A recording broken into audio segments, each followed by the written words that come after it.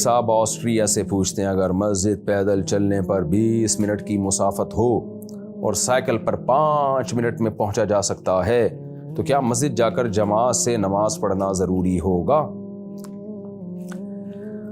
دیکھیں 20 منٹ کی مسافت پر مدار نہیں ہے، مدار اس پر ہے کہ آپ کے محلے میں اگر مسجد ہے تو آپ پر مسجد جا کے نماز پڑھنا واجب ہے۔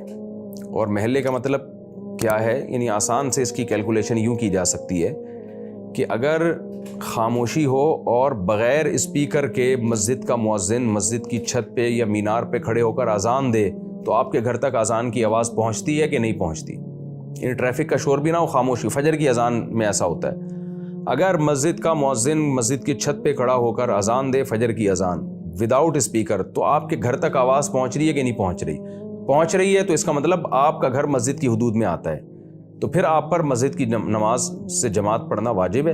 اور اگر وہاں تک آواز نہیں پہنچتی تو آپ کا گھر مسجد کی حدود سے باہر ہے تو پھر آپ پر مسجد میں حاضر ہونا واجب نہیں ہے، لیکن محرومی بہرحال ہے، کیونکہ 25-27 گنا زیادہ ثواب ہے جماعت کی نماز کا۔ اور حدیث میں آتا ہے تمہارا گھر مسجد سے دور ہوگا تمہیں ثواب اتنا زیادہ ملے گا، کیونکہ ہر قدم پہ ایک نیکی ملے گی، ہر قدم پہ ایک گناہ معاف ہوگا۔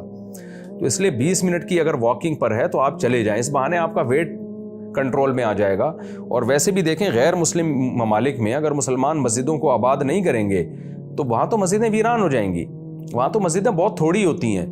تو مسلمانوں کو چاہیے مسجد دور بھی ہو تو جا کے جماعت سے نماز پڑھو بھائی، تاکہ مسجد آباد ہو، وہاں آپس میں آپ کی گیدرنگ ہوگی، ایک دوسرے کے حال احوال پوچھیں گے، تعلقات بڑھیں گے، مسلمانوں کا سسٹم مضبوط ہوگا اس سے۔